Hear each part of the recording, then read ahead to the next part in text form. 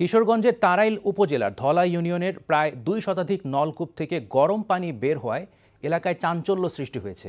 Tubewell চাপলেই বের হচ্ছে অস্বাভাবিক গরম পানি, সেই সাথে রয়েছে দুর্গন্ধ। পরীক্ষার পর পানিতে বিষাক্ত রাসায়নিকের উপস্থিতি পাওয়া গেছে। বিষয়টি জনস্বাস্থ্যের জন্য হুমকি বলে মনে করছেন চিকিৎসকরা। কিশোরগঞ্জ থেকে মারুফ আহমেদের পাঠানো রিপোর্ট। টিউবওয়েল চাপলেই বের হচ্ছে গরম পানি, তাও আবার 1-2 দিন ধরে নয়। কয়েক বছর ধরে ধলা ইউনিয়নের কাওয়াখালী, ভেউয়ারকোনা, শিকদারপাড়া, নয়াপাড়া ও আজবপুর গ্রামের নলকূপগুলোর এই অবস্থা।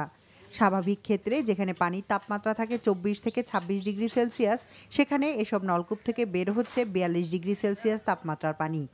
তাই নলকূপ থেকে সরাসরি পানি ব্যবহার করতে পারেন না গ্রামবাসীরা।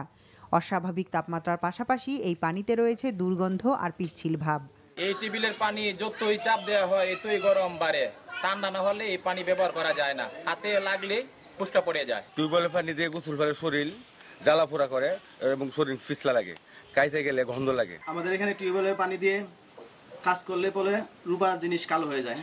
সম্প্রতি এসব নলকূপের পানি পরীক্ষা করে এতে বিভিন্ন ধরনের রাসায়নিকের উপস্থিতির কথা জানান জনস্বাস্থ্য বিভাগের কর্মকর্তারা। নিয়মিত এই পানি ব্যবহার জনস্বাস্থ্যের জন্য মারাত্মক হুমকি বলেও জানান তারা।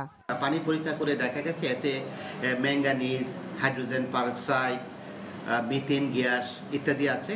তো পানির খারত্ব বেড়ে গেলে সেটা অ্যালার্জিক ডিজিজ হতে পারে। যে ম্যাঙ্গানিজের উপস্থিতি আছে সেটা ব্রেইনে নিউরোলজিক্যাল সমস্যার সৃষ্টি করে বিশেষভাবে।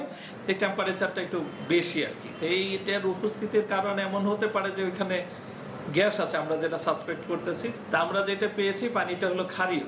এমনি যদি নর্মাল ভ্যালু হওয়ার কথা ম্যাক্সিমাম 7.5, আমরা ওইটা পেয়েছি 9.8।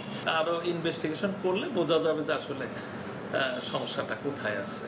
এই অবস্থা থেকে রক্ষা পেতে নলকূপের পানির বদলে বিকল্প উৎস থেকে পানি ব্যবহারের পরামর্শ দিয়েছেন civil surgeon. NTV news desk.